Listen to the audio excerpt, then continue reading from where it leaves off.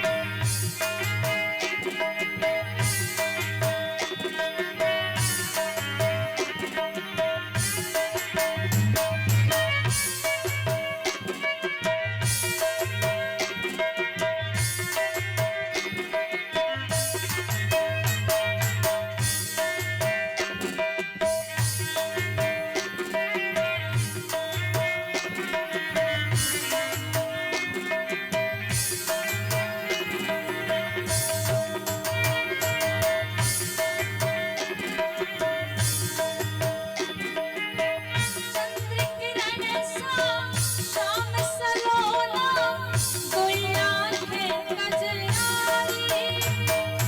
ओ चंद्र किरण सा श्याम सलोना, कोई आंखें कजरारी। ठुमक ठुमक नाचे गोपियन के संग, जग का पालनहारी। ठुमक ठुमक नाचे गोपियन के संग, जग का पालनहारी। रास बिहारी संग राधा सुकुमारी है।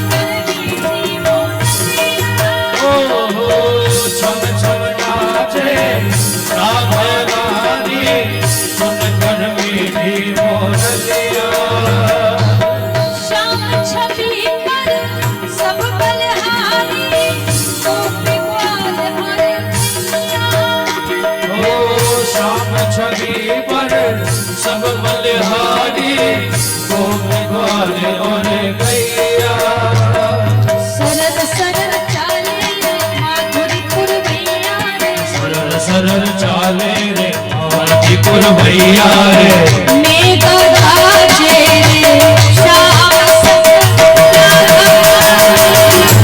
श्याम संग राधा नाचे श्याम संग राधा नाचे श्याम संग राधा नाचे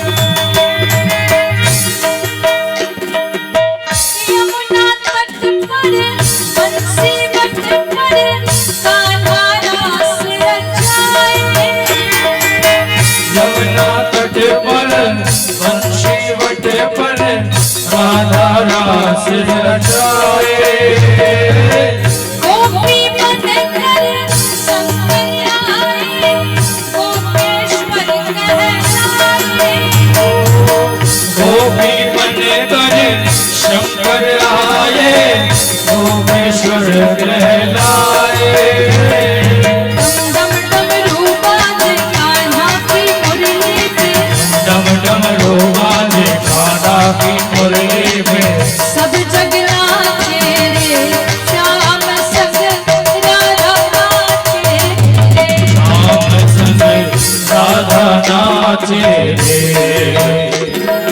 गोकुल में देखो वृंदावन में देखो रे गोकुल में देखो वृंदावन में देखो रे मुरली बाजे रे श्याम संग राधा नाचे रे श्याम संग राधा नाचे रे गोकुल में देखो वृंदावन में देखो रे मुरली बाजे रे श्याम संग राधा नाचे रे श्याम संग राधा नाचे रे श्याम संग राधा नाचे रे राम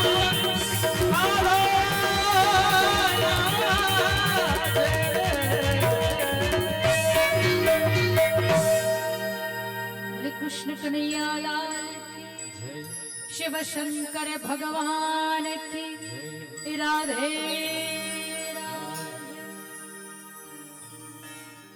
सुखदेव जी महाराज कहते महादेव जी गोपी बनकर के जब महाराष्ट्र में गए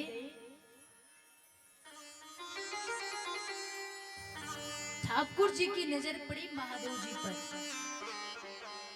ठाकुर जी विचार करने लगे इतनी सारी गोपियां हैं किसी भी गोपी ने घूंघट नहीं कर रखा, ये एक नई गोपी आई है जिसने घूंघट कर रखा, दोनों हाथ से पकड़ के भी रखा है। कौन है कैसे पता चले? थोड़ी देर गौर से देखने लगे, फिर ठाकुर जी विचार कर रहे हैं ये जो नई गोपी है जिसने घूंघट कर रखा है, ये गोपी बाकी की सारी गोपियों से ज्यादा लंबी भी है। फिर गौर से देखा, फिर विचार कर रहे हैं कि इस गोपी की तो चाल भी मर्दों वाली है कौन? ठाकुर जी महादेव जी के पास गए, पास में जाकर के खड़े हो गए और मधुर मधुर बांसुरी बजाने लगे। जैसे ही महादेव जी ने बांसुरी श्रवण करी, शुद्ध बुद्ध विश्रा गए, जोर जोर से नाचने लगे। और जब महादेव जोर जोर से नाचने लगे तो हाथ से साड़ी छूट गई, घूंघट हट गया, गले में से एक नागराज बाहर आ गया।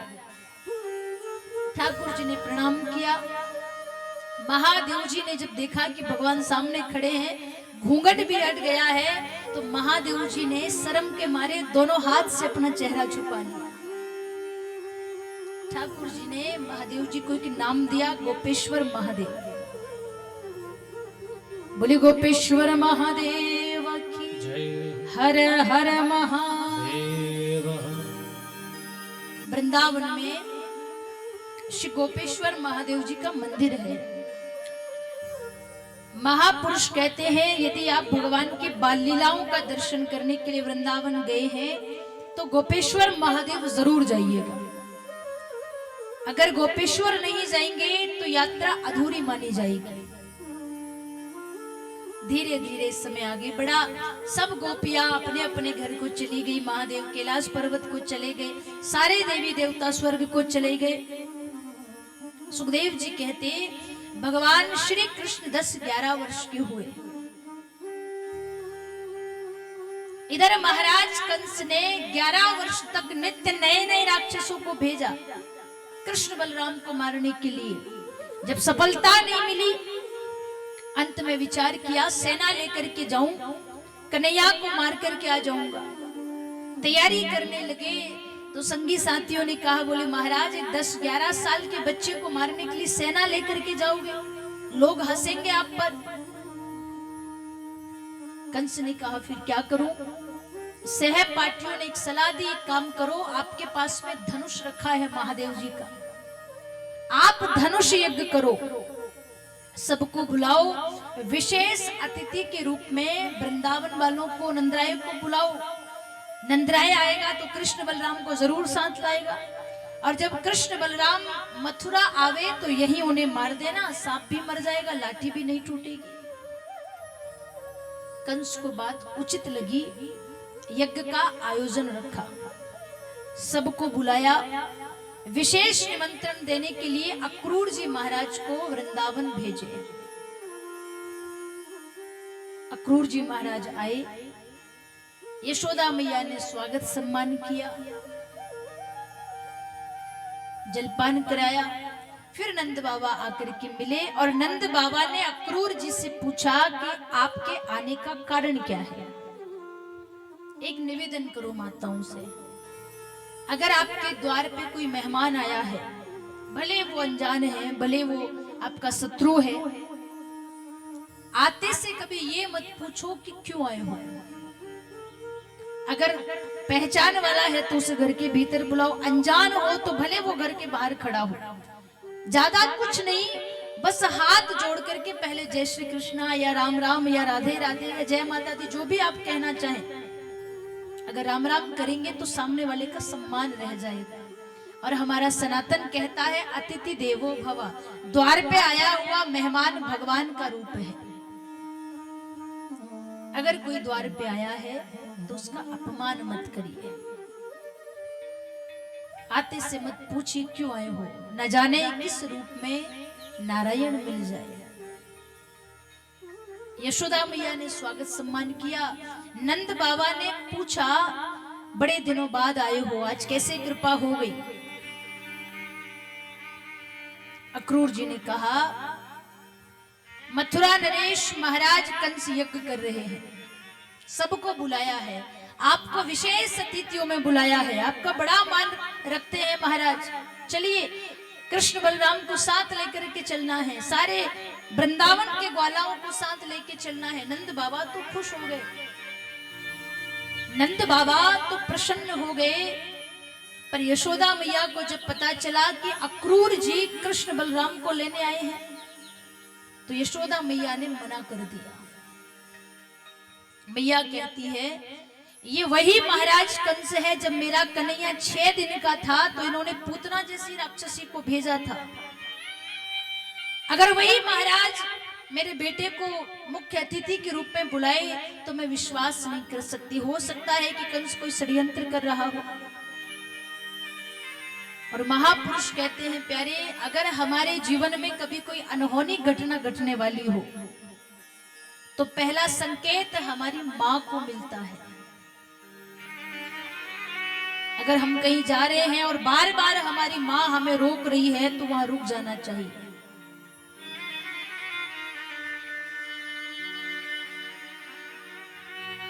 माँ कभी अपने दुखों से दुखी नहीं होती,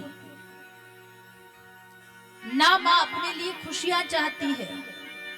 माँ तो सदैव अपने बच्चों के सुख में ही वो सुखी रहती है, और अगर बच्चे दुखी हैं तो माँ भी दुखी हो जाती है। बच्चों को पढ़ने के लिए अगर बाहर छोड़ रखा है, माँ अपने घर में यदि भोजन करने बैठे और एक निवाला हाथ से गिर जाए तो माँ को अपने बच्चों की याद आ जाती है, क्यों गिर गया। बच्चा बीमार हो जाए तो माँ रात भर जाग करके उसकी सेवा करती है।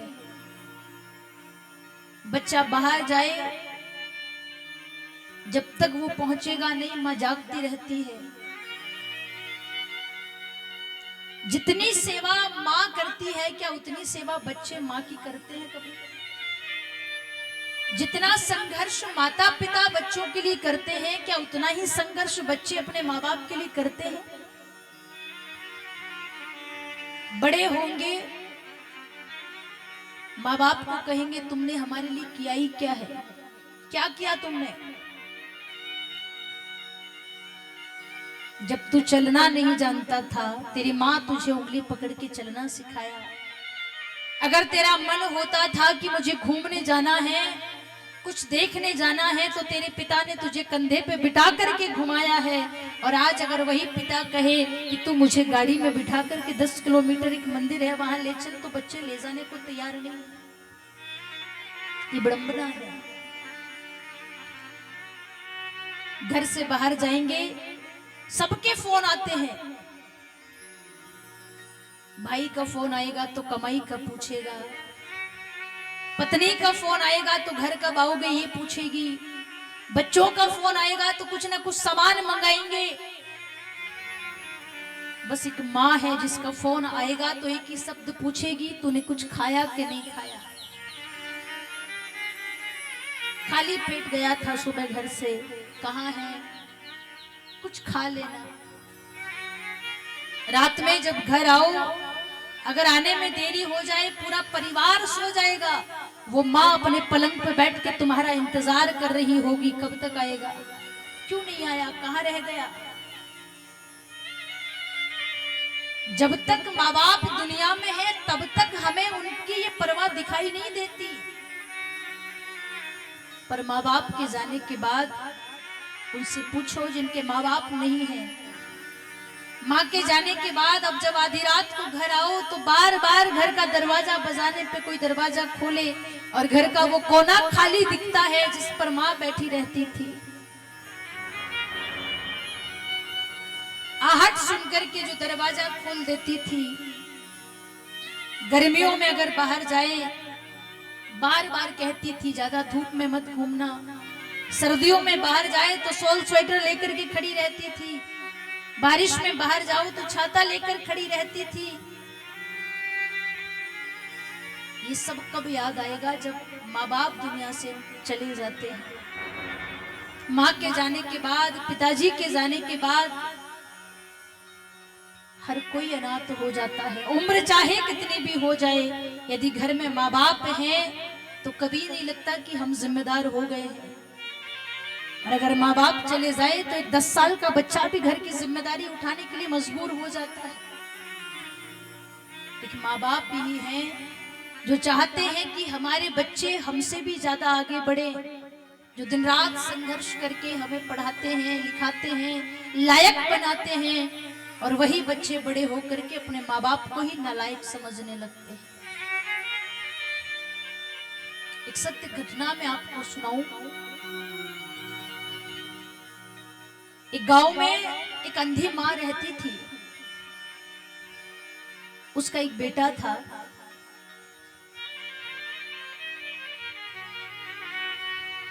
माँ को दिखाई नहीं देता था, फिर भी दूसरों के घर में काम करती थी। विधवा थी, झाड़ू पोछा करती थी, दूसरों के घर में काम करके 2 रुपया कमा के लाती और अपने बेटे को पढ़ाती थी। बेटा बड़ा हो गया, पढ़ने के लिए माँ ने शहर भेज दिया। हर महीने माँ गांव में दूसरों के यहाँ मजदूरी करके उस बेटे के लिए पैसा भेजती थी। बेटा पढ़ लिख करके जब डिग्री प्राप्त कर ली, नौकरी करने लगा, बड़ा आदमी हो गया, तो शहर की ही एक पढ़ी लिखी लड़की से शादी कर ली और गांव आना बंद कर दिया। वो अंधी माँ खूब समय तक अपने बेटे का इंतजार करती रही, आएगा आएगा, नहीं आया। पास में एक स्कूल था, अंधी माँ वहां गई और वहां के शिक्षक से एक पर्ची लिखवाई, पर्ची हाथ में रखी और वो माँ गांव से शहर गई अपने बेटे से मिलने के लिए। विचार करके देखिए, आंखें नहीं है, कहां कहां भटकी होगी वो। भटकते भटकते जब अपने बेटे के घर के द्वार पर पहुंच गई, घर के भीतर जाने लगी तो द्वार पे खड़े एक कर्मचारी ने कहा कि माई किससे मिलना है, कहां जा रही हो? माँ ने कहा बेटा मैं इस नाम के व्यक्ति से मिलना चाहती हूँ, क्या ये उन्हीं का घर है? हाँ ये साहब जी का घर है। उस अंधी माँ ने कहा बेटा क्या तुम्हारे साहब घर पे हैं? कर्मचारी ने कहा आप थोड़ी देर रुको, मैं अभी आकर के बताता हूँ आपको। गया भीतर, वो व्यक्ति देख रहा था कि द्वार पे मेरी माँ आई है। कर्मचारी ने कहा साहब एक वृद्ध महिला आई है, 90 वर्ष की आयु होगी, 95 वर्ष की आयु होगी, आंखों से अंधी है, हाथ में लाठी है, फटे हुए कपड़े पहने हैं और वो आपसे मिलना चाहती है। उस बेटे ने एक बार सोचे बिना कह दिया, उस माई को कहना कि मैं घर पे नहीं हूं, आज नहीं मिलूंगा। वो बेटा जानता है अगर मेरी अंधी माँ को, मेरी गरीब माँ को मेरी पत्नी देखेगी तो उसे क्या लगेगा कि मेरा खानदान ऐसा है। मना कर दिया। कर्मचारी से जब मना किया तो वो आवाज उस माई के कान तक पहुंच गई। माई का हृदय भर आया, बेटी की आवाज सालों बाद सुनी, पर माँ ने सुन लिया कि वो मिलना नहीं चाहता। वो माई मुड़ गई वहां से, थोड़ी आगे बढ़ी, जैसे ही रोड पार कर रही थी एक वाहन आता है, टक्कर मार के चला गया। जैसे ही वो बेटा सूट बूट पहन करके अपनी वीआईपी गाड़ी में बैठ करके निकला, देखा रोड पर भीड़ लगी हुई है। पूछा क्या हुआ? किसी ने कहा कि एक बूढ़ी माँ का एक्सीडेंट हो गया है। उस भीड़ को चीरते हुए जब जाकर के रोड पर देखा तो जो एक्सीडेंट हुआ था वो उसकी अपनी माँ थी। जाकर के माँ को उठाया, जब तक माँ के पास पहुंचा बहुत देर हो चुकी थी, माँ दुनिया से जा चुकी थी। उस माँ के हाथ में एक पर्ची थी, वो पर्ची जब उस बेटे ने पढ़ी हृदय कांप गया उसका। पर्ची खोली, उस पर्ची में लिखा था मेरे लाल सालों बाद तुझसे मिलने के लिए मैं शहर आ रही हूँ। जिस माँ को तू गरीब समझ करके, अंधी समझ करके गांव छोड़कर चला गया, अभी तक नहीं आया, मैं बताने आ रही हूं तेरी मां अंधी नहीं थी। जब तू बहुत छोटा था, 3-4 महीने का, तो तेरे पिता दुनिया से चले गए। आर्थिक स्थिति बहुत कमजोर थी, मैं दूसरों के घर झाड़ू पोछा करके तेरा पेट पालती थी। एक बार जब मैं अपने साहब के यहाँ काम करने गई तो 2-2.5 साल का था, सीढ़ियों पर खेल रहा था, तेरा पांव फिसल गया, सीढ़ियों से गिरा, तेरी आंखों पर चोट आ गई। मैं तुझे लेकर अस्पताल गई, डॉक्टर ने कहा कि इस बच्चे की आंखें चली गई है, अगर ऑपरेशन होता तो बहुत पैसा लगता, इतना पैसा मेरे पास नहीं था। मेरा बेटा दुनिया देख सके इसलिए एक माँ अंधी होकर अपनी आंखों की रोशनी मैंने तुझे दी। जिस माँ को तू अंधी छोड़ करके आ गया समझ करके कि ये अंधी है, वो माँ अंधी नहीं थी, अंधा तो तू हो गया था। मिलने आ रही हूँ, हो सकता है कि मैं तुझे ना मिलूं, तू मुझे ना मिले। एक बात याद रखना मेरे लाल, अब जब तू चले तो संभल करके चलना, क्योंकि अब तेरी माँ के पास और आंखें नहीं हैं जो अब गिरेगा तो दोबारा वो तुझे रोशनी दे सके। एक बार जब उस पर्ची को पढ़ी, वो व्यक्ति कांपने लगा और जिंदगी भर पछतावे में निकाल दिया। जीवन में कभी कोई ऐसा काम मत करिए जिसके लिए हमें जिंदगी भर पछताना पड़े। हो सके तो माँ बाप की सेवा करिए, नहीं कर पा रहे हो तो कोई बात नहीं, कम से कम माँ बाप का दिल मत दुखाइए। मैंने देखा है, अगर घर में 2 बेटे हैं, जवान हो गए, ब्याह हो गया, घर में बहू आ गई, दोनों बेटे अलग हो गए, वृद्ध माँ बाप अपने 2 वक्त की रोटियां अलग सेक करके खाते हैं। अगर 2 में से कोई एक चला गया और एक बचा है, तो वो बच्चे अपने माँ बाप की संपत्ति के साथ साथ माँ बाप का भी बंटवारा कर लेते हैं। 15 दिन माँ तेरे घर भोजन करेगी, 15 दिन मेरे घर करेगी। जिस माँ ने एक एक ईंट चुन चुन करके घर बनाया, अपना एक एक निवाला तुझे खिला के तुझे उस लायक बनाया, आज वही माँ इंतजार करती है कि आज इस महीने में 31 दिन है, 31वां दिन जाने कौन मुझे रोटी देगा। संत कहते प्यारे, या तो माँ बाप कभी किसी को बद्दुआ देते नहीं हैं, और यदि माँ बाप की बद्दुआ लग जाए तो व्यक्ति अपने जीवन में कभी सफल नहीं हो सकता। बार बार मैं एक बात कहती हूँ, बड़ा आदमी वो नहीं है जिसके पास बड़े बड़े बंगले हो, गाड़ियां हो और उसके माँ बाप दुखी हो। अरे बड़ा आदमी तो वो है जिसके पास रहने के लिए भले घर ना हो, उसकी टूटी हुई झोपड़ी में उसके माँ बाप मुस्कुराते हो, उससे बड़ा आदमी दुनिया में और कोई नहीं है। संत कहते हैं, अगर भगवान धन दे तो धन के साथ अपने मन को भी बड़ा कर लीजिए। कथा के पहले दूसरे दिन हमने कहा था, एक पिता 4 बेटों को पालेगा, समय आने पर वो 4 बेटे एक पिता का भोजन पानी की व्यवस्था नहीं करेगा। ये कलयुग है। संत कहते जैसे जैसे कलयुग बढ़ेगा, एक समय ऐसा आ जाएगा जब ये जो मनोवृत्ति है ये पशुवृत्ति में बदल जाएगी। कोई रिश्ता नाता नहीं बचेगा, ना कोई बहन होगी, ना कोई भाई होगा, ना माँ होगी, ना बाप होगा। अभी समय है हम अच्छे कर्म करें। संत ने कहा है, सब कुछ भूल जाना, अपने माँ बाप को कभी मत भूलना। हर बात को तुम भूलो भले, माँ बाप को मत भूलना। उपकार इनके लाखों हैं,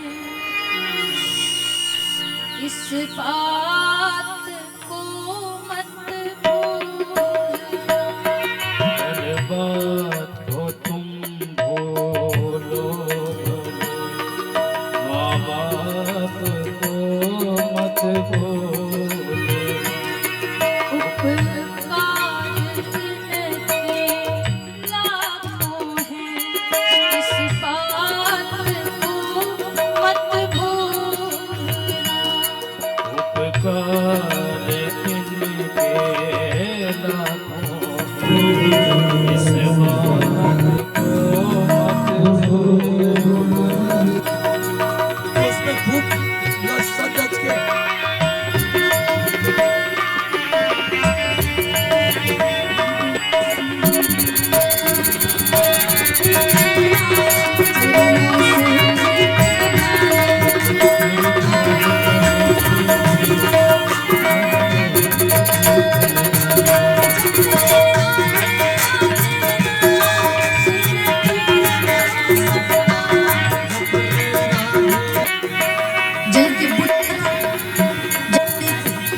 ऐसे मानो तुम्हारी है।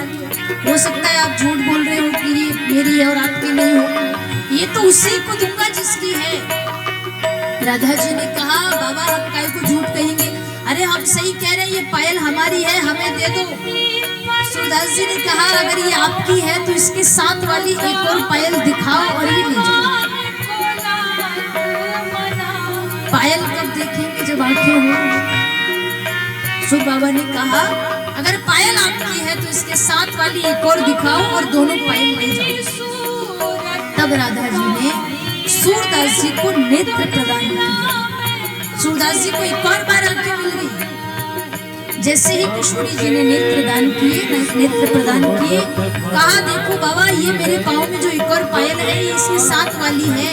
और जब सूर बाबा ने किशोरी जी के चरणों को देखा, एक और पायल अपने हाथ से पहनाई, राधा जी का मुखमंडल नहीं देखा, बस चरणों को देखा। सूरदास जी चरणों को चूमते हुए फिर सूर बाबा ने कहा था, वो राधा रानी चरण हर बात को तुम भूलो भले, माँ बाप को मत भूलो। हर बात को तुम भूलो भले, माँ बाप को मत भूलो। माँ बाप को मत भूलना। माँ बाप को मत भूलो। संत कहते प्यारे, शिवाय माता पिता की कोई ऐसा नहीं है जो ये चाहे कि तुम उससे भी आगे बढ़ो। माता पिता का सदैव सम्मान करिए। आज यशोदा मैया जब सुनती है कि कंस ने कन्हैया को बुलाया है, मना कर दिया कन्हैया नहीं जाएगा, भगवान विचार करते हैं यदि आज नहीं गया तो जाने दूसरा अवसर कब मिलेगा। तब श्री ठाकुर जी यशोदा मैया से निवेदन करते हैं, मैया आज जाऊंगा, कल यज्ञ देखूंगा, परसों वापस आ जाऊंगा। परसों का वादा करके भगवान श्री कृष्ण और बलराम जी नंद बाबा के साथ, वृंदावन के सखाओं के साथ श्रीधाम वृंदावन छोड़ करके मथुरा के लिए अग्रसर हुए। सारी गोपांगनाएं मिलने आई। भगवान श्री कृष्ण किशोरी राधा रानी से मिलने के लिए गए। अपना मोर मुकुट, अपनी बांसुरी, अपनी वैजंती माला राधा जी को दी और भगवान मथुरा के लिए आगे बढ़े।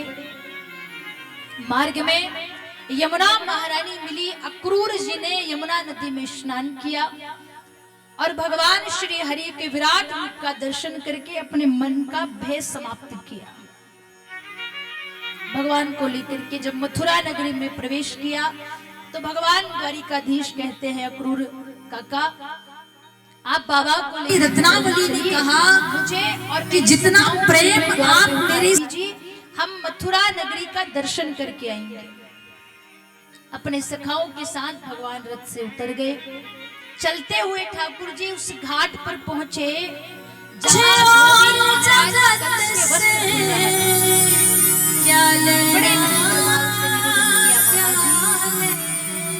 आप इतने सुंदर सुंदर वस्त्र धो रहे हैं, दो चार जोड़ी हमें भी दे दीजिए ना। जब किशोरी धोबी ने कई प्रकार के अशब्द कहे तो भगवान श्री हरि ने जोर का घूंसा मारा, धोबी का उद्धार कर दिया। वहां से वो सुंदर सुंदर वस्त्र लेकर के दर्जी के पास गए। जो बड़ी सुंदर पोशाकें भगवान ने अपने सखाओं को पहनाई। भगवान ने दर्जी पर कृपा करी, आगे बढ़े, एक माली पर कृपा करी। तो इतनी देखा गया कि जो सारे भगवान का स्वागत सम्मान कर रहे हैं। अब मैं और दुनिया सारी खूबियां भगवान चाहता जिसने किशोरी के चरणों को देख लिया वो दुनिया में पुष्प वर्षा हो रही है। एक भगवान ने कृपा करी सुंदर जिसका शरीर 3 जगह से टेढ़ा है। एक हाथ में लाठी है, एक हाथ में चंदन का बड़ा कटोरा है। वो भगवान की तरफ नहीं आ रही थी। भगवान उसके पास गए। नाम है गोपी का कुब्जा। जाकर के भगवान ने कहा, सुंदरी सब मेरा स्वागत कर रहे हैं, आप नहीं करोगी? कुब्जा ने कहा, कन्हैया ये दुनिया वाले तो मेरा मजाक उड़ाते ही हैं, क्या आप भी मेरा मजाक उड़ाओगे? कैसा मजाक? कुब्जा कहती है कि मैं 3 जगह से टेढ़ी हूं, आप मुझे सुंदरी कह रहे हैं, ये मेरी प्रशंसा नहीं है, ये तो मेरा मजाक है। भगवान कहते हैं, कुब्जा राधा बहुत सुंदर है, पर मैंने राधा को कभी सुंदरी नहीं कहा। और यदि मैं आपको सुंदरी कह रहा हूं तो ये बात सत्य है कि आपसे ज्यादा सुंदर कोई नहीं है। कोई तुम्हें एक बार मेरी नजर से देखे तो सही। और महापुरुष कहते हैं प्यारे, ये दुनिया उतनी बुरी नहीं है जितना हम सोच लेते हैं,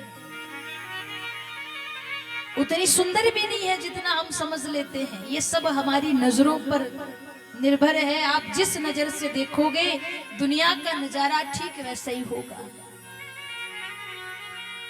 अगर आप बुरी नजर से देखोगे तो दुनिया में सब बुरे लोग नजर आएंगे।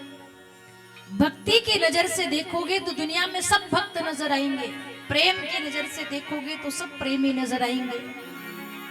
महापुरुषों ने कहा है, अगर किसी की आंख खराब हो जाए, नजर खराब हो जाए तो उसका इलाज संभव है। आंख खराब हो जाएगी तो ऑपरेशन हो जाएगा, चश्मा लगा देंगे, लेंस बदल देंगे। पर यदि किसी व्यक्ति का देखने का नजरिया ही बिगड़ गया हो तो उस नजरिए को तो 4 वेद मिलके भी नहीं सुधार सकते। इसलिए महापुरुष कहते हैं प्यारे, देखने का नजरिया हमेशा सही होना चाहिए। व्यक्ति की नजर बता देती है कि इसकी नियत कैसी है। नजर हमेशा सही होनी चाहिए। आज भगवान ने कुब्जा को कहा, तुमसे सुंदर कोई नहीं है। कौन कहता है आप सुंदर नहीं हो? ये लाठी फेंक दो। लाठी छीन करके फेंक दी। कुब्जा की दाढ़ी पर भगवान ने हाथ लगाया, धीरे से झटका दिया, 3 जगह से टेढ़ी कुब्जा परम सुंदरी हो गई। बार बार भगवान का धन्यवाद करके नाचने लगी। भगवान बिहारी जी आगे बढ़े, यज्ञशाला पहुंचे। वहां जाकर के कई सारे सैनिकों का उद्धार किया।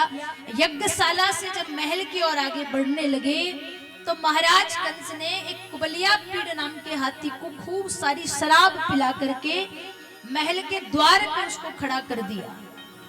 सेवकों को कहा, जब कृष्ण बलराम आवे तो इस हाथी को छोड़ देना। ये कन्हैया को अपने पैरों के तले रौंद देगा, किसी को संदेह भी नहीं होगा, कन्हैया की मृत्यु भी हो जाएगी। जैसे ही भगवान आए, कुबलिया पीड़ हाथी की जंजीरें खोल दी गई। वो पागल हाथी दौड़ता भागता भगवान के पास गया। विशाल शरीर वाले हाथी ने अपनी छोटी छोटी आंखों से जब भगवान का दर्शन किया तो रात भर से जो शराब पिला पिला करके नशा चढ़ाया जा रहा था, वो सारा नशा एक ही बार में उतर गया और भगवान की भक्ति का नशा ऐसे चढ़ा कि वो हाथी भी दीवाना होकर के नाचा। इसीलिए संत कहते हैं, नशे पर नशा शाम को करेगा तो सुबह को उतर जाएगा, नशे पर नशा सुबह को करेगा तो शाम को उतर जाएगा। अगर नशा ही करना है तो ऐसी नजर मिला मेरे मोहन से, तेरा जीवन सुधर जाएगा, तेरा जीवन संवर जाएगा। भगवान ने कुबलिया पीड़ हाथी पर कृपा करी। आगे बढ़े, अखाड़े में पहुंचे। मुष्टिक, चारूर आदि 4 मल बैठे हुए थे। चारों के साथ भगवान ने युद्ध किया, एक के बाद एक चारों मलों का उद्धार किया। तदोपरांत भगवान महाराज कंस से मिले। कंस विचार कर रहा है, कन्हैया मेरे पास आएगा, गले से लगाऊंगा, अपने बाहुबल से ऐसे दबाऊं कि उसके प्राण पखेरु उड़ जाए। जैसे ही भगवान को गले से लगाया, अपने बाहुबल से दबाना चाहा, भगवान श्री हरि कंस के हाथों से छूटकर कहते हैं, मामा जी प्रथम मुलाकात में ज्यादा प्रेम नहीं करना चाहिए, बाद में दुखदाई होता है। कंस ने तलवार निकाली और जैसे ही भगवान पर प्रहार करना चाहा, एक जोर का घूसा भगवान ने मारा। कंस का विशाल शरीर धरती पर गिर पड़ा। केशों को पकड़कर घसीटते हुए भगवान कंस को अखाड़े तक लेकर के गए। अखाड़े के निकट जाकर कंस के विशाल शरीर को उठाया, चारों दिशाओं में घुमाया, अखाड़े में पछाड़ दिया। एक जोर का घूसा कंस के सीने में मारा और कंस के प्राण पखेरु उड़ गए। बोले भक्तवत्सल भगवान की जय हो। भगवान श्री हरि ने कंस का उद्धार किया। तदोपरांत कारागृह का द्वार खोला। बंदी गृह में कई वर्षों से बंद महाराज उग्रसेन जी, देव की वसुदेव सहित कई सारे बंदियों को बंदी गृह से मुक्त किया। कंस का दाह संस्कार उग्रसेन जी के कर कमलों से करवाया। मथुरा का राज महाराज उग्रसेन जी को दिया। कंस की दोनों पत्नियां अस्थि और प्राप्ति अपने पिता जरासंध के घर चली गई। इधर नंद बाबा ने कहा, कन्हैया मामा जी से मिलने आए थे, यज्ञ देखने आए थे, यज्ञ भी देख लिया, मामा जी से भी मिल लिए, मामा जी को भगवान से भी मिला दिया, आप घर चले। तो ठाकुर जी कहते कि बाबा आप जाइए, मैं एक दिन जरूर आऊंगा। नंद बाबा बड़े उदास होकर के आज श्रीधाम वृंदावन की ओर अग्रसित हुए। कुछ दिन भगवान मथुरा में रहे। कुछ दिन बाद देवकी मैया और वासुदेव जी ने भगवान कृष्ण और बलराम जी को पढ़ने के लिए, शिक्षा अध्ययन करने के लिए सांदीपनि मुनि का आश्रम बाबा महाकाल की नगरी उज्जैन पहुंचाया। बोले महाकाल महाराज की। जब भगवान कृष्ण बलराम जी सांदीपनि मुनि के आश्रम में आए तो यहाँ इन्हें एक सखा मिला जिनका नाम था सुदामा। सांदीपनि मुनि के शिष्य थे सुदामा जी, भगवान के गुरु भाई थे। आश्रम में रहते, शिक्षा अध्ययन करते, साथ में आश्रम का काम भी करते। एक निवेदन करो, आश्रम का अर्थ क्या है? श्रम कर, यही आश्रम है। पहले हमारे आश्रमों में भी एक नियम हुआ करता था, कोई भी भक्त आता था आश्रम में, वो भोजन प्रसादी पाता था तो अपनी पत्तल स्वयं उठा करके ले जाता था, अपनी थाली स्वयं मांझ के रखता था, अपने कपड़े खुद धोता था, अपना बिस्तर खुद उठा के रखता था। आजकल आश्रमों में बड़ी वीवीआईपी व्यवस्थाएं हो गई है, पर संत कहते हैं प्यारे, अगर आप आपके गुरुजी के आश्रम में गए हैं तो उस आश्रम में यदि जाकर के आपने कुछ सेवा करी है, श्रम किया है, तो वो आपका सबसे बड़ा पुण्य होगा। और गुरुजी के आश्रम में जाके अगर अपने झूठे बर्तन किसी और से धुलवाए तो उससे बड़ा पाप कोई और नहीं होगा। आश्रम में गए हो तो आश्रम के नियमों को धारण करना चाहिए। भागवत में लिखा है कि भगवान द्वारिकाधीश श्री कृष्ण अपना बर्तन खुद मांजते थे, अपनी पत्तल खुद उठाते थे, अपने कक्ष की सफाई खुद करते थे। एक दिन जब भगवान कृष्ण और सुदामा जी दोनों को भूख लगी, गुरु माँ के पास आए। गुरु माँ ने कहा कि बेटा भोजन तो नहीं है क्योंकि घर में लकड़ियां खत्म हो गई है, एक काम करो तुम दोनों भाई सुदामा दोनों वन में जाके सूखी सूखी लकड़ियां ले आओ, तब तक मैं भोजन का प्रबंध कर देती हूँ। भगवान कृष्ण और सुदामा जी जब जाने लगे तो गुरु माँ ने सुदामा जी के दुपट्टे में थोड़े से चने बांध दिए। कहा भूख लगे तो दोनों भाई आपस में बांट करके खा लेना। सुदामा जी और कृष्ण जी वन में गए। जैसे ही दोनों वन में पहुंचे, अचानक से घनघोर घटाएं छा गई, बिजलियां कड़कने लगी, बादल गरजने लगे, जल वर्षा होने लगी। ऐसी बारिश हुई कि बाढ़ आने की परिस्थिति बन गई। ऐसे में भगवान ने सुदामा जी को एक वृक्ष की डाली पर बिठा दिए। ऊपर वाली डाली पर सुदामा जी बैठे, नीचे वाली डाली पर ठाकुर जी बैठे। आधी रात हो गई, सुदामा जी को भूख लगी तो याद आया कि गुरु माँ ने चने दिए थे वो खा लूं। फिर विचार करते हैं कि उसमें तो कन्हैया का हिस्सा भी है, अकेले अकेले कैसे खा लूं। फिर सोचते हैं कि मेरे हिस्से के खा लूं, उसके हिस्से के बचा दूंगा। स्वाद में सुदामा जी सारे चने खा गए और खाली दुपट्टा जब नीचे की ओर गिराया, ठाकुर जी ने देखकर कहा सुदामा मुझे तो भूख लग रही है। सुदामा कहे भूख तो मुझे भी लग रही है। भगवान कहे कि गुरु माँ ने जो चने दिए थे वो कहाँ है? सुदामा जी ने कहा कन्हैया जब पेड़ पे चढ़ रहा था बारिश के कारण दुपट्टा गीला हो गया, गांठ खुल गई, सारे चने तो बिखर गए। ठाकुर जी कहे कोई बात नहीं, चने बिखर गए तो बिखर जाने दे, पकड़ के बैठना, ऊपर से गिर के कहीं तू मत बिखर जाना। रात भर दोनों भाई वृक्ष की डाली पर बैठे रहे। सुबह जल वर्षा बंद हुई, आश्रम में गए। सुदामा जी ने जाके गुरु माँ को सारा सच बता दिया, मैंने कन्हैया के हिस्से के चने भी खा लिए। क्रोध में आके गुरु माँ ने श्राप दे दिया, भाग कोई का खाए से यही मिलेगी सीख, जन्म भिकारी होए तू दर दर मांगे भीख, तो भिकारी हो जा। सुदामा जी रोने लगे तो भगवान ने कहा सुदामा रोइएगा नहीं, मैं वचन देता हूं जब गुरु माँ के श्राप की अवधि पूरी हो जाएगी तो मैं तुम्हें वैसे ही महलों में रखूंगा जैसे महलों में मैं रहूंगा। शिक्षा अध्ययन पूर्ण हुआ। गुरु दक्षिणा के रूप में सांदीपनी मुनि का बेटा यमराज के यहाँ से लाकर के भगवान ने सांदीपनी मुनि को सौंपा। शंखचूर्ण और सुदर्शन का उद्धार करके भगवान अवंतिकापुरी से पुनः मथुरा पधारे। मथुरा में भगवान का स्वागत सम्मान किया गया। श्री राधे। हमारे बीच हमारे माइंस से श्री सीताराम जी चौधरी पधारे हैं। मैं उनसे भी निवेदन करूंगा कि मंच पर आकर के माँ भागवत का पूजन करे। साथ ही हमारे सुनेल के अय्यन साहब श्री कमलेश जी नागर और साथ ही जयन साहब श्री निशान जी नागर और श्री बालचंद जी राठौड़, आप भी पधारे और माँ भागवत का पूजन करें।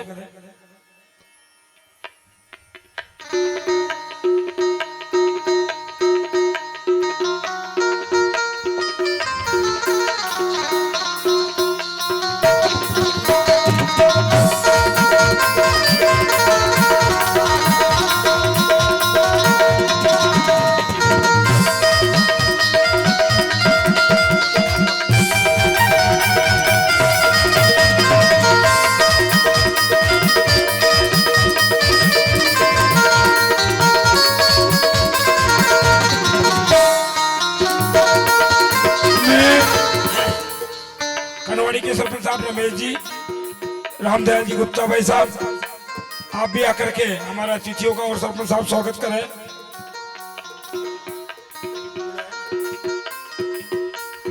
हनुमान जी नागर,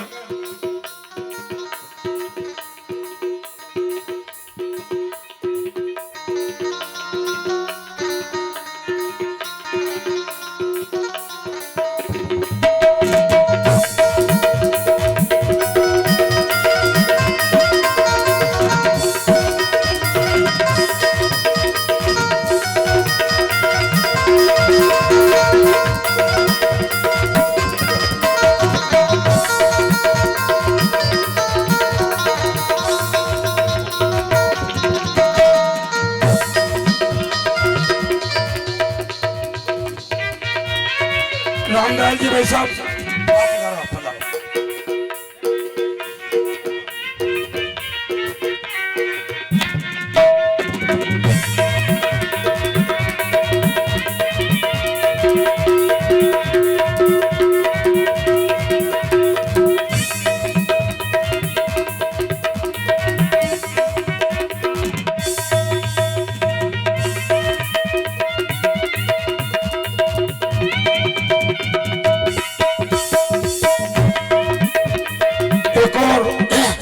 गौशाला में दीदी के यहाँ पर श्री दिनेश चंद जी किसालाल जी नागर डाबली की ओर से 500 रुपए और गुप्त दान भी 505 रुपए दिए गए हैं।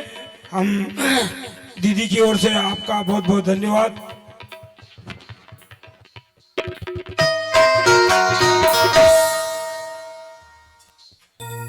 श्री राधे।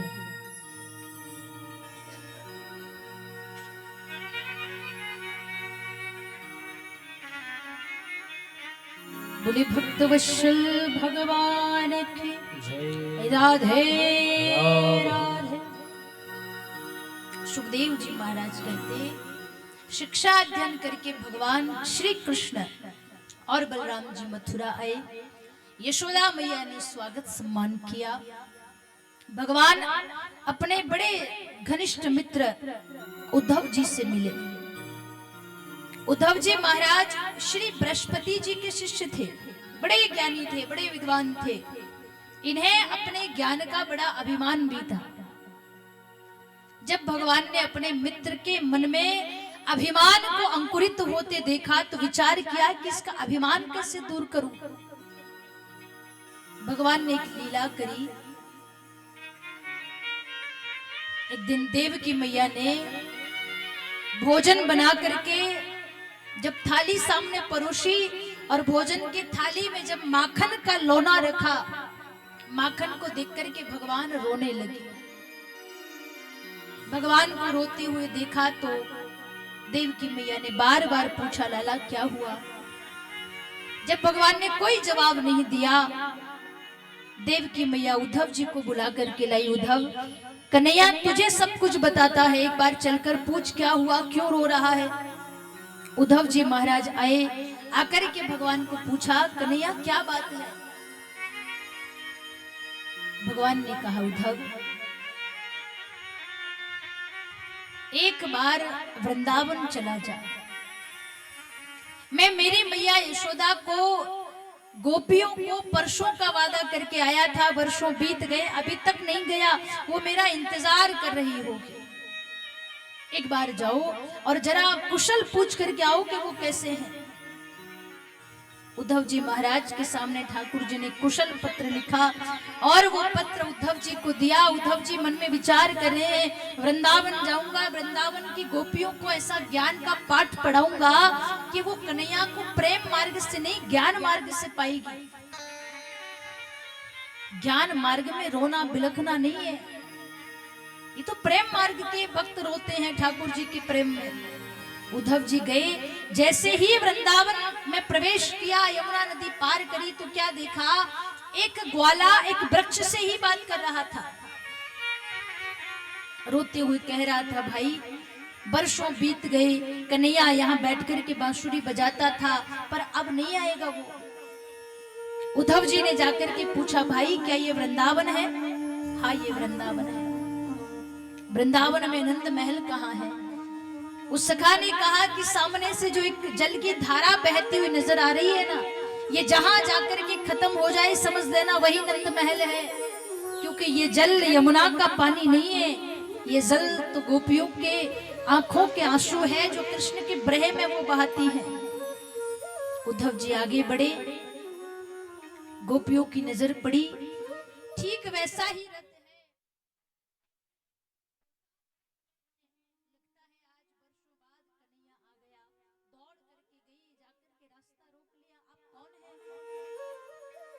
उद्धव जी ने कहा कि मैं उद्धव हूँ, मथुरा से आया हूँ भगवान कृष्ण का समाचार लेकर के। आप कौन हैं? गोपियों ने कहा, हम इस वृंदावन की गोपांगनाएं हैं। कन्हैया ने किसके लिए पत्र भेजा है? उद्धव ने कहा, आपके लिए। इतना सुना गोपियां रोने लगी। कहाँ है पत्र? जैसे ही उद्धव जी ने पत्र सामने निकाला पढ़ने के लिए, गोपियों ने पत्र छीन लिया, पत्र के छोटे छोटे टुकड़े कर लिए, अपने अपने हृदय से लगा करके रोने लगी। पत्र में क्या लिखा है ये हम नहीं जानते, इतना जरूर जानते हैं कि वो कन्हैया हमें भूला नहीं है, वो हमें आज भी याद करता है।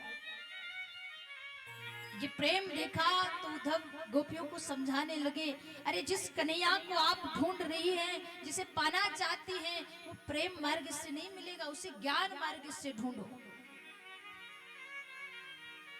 गोपियां कहती है, उद्धव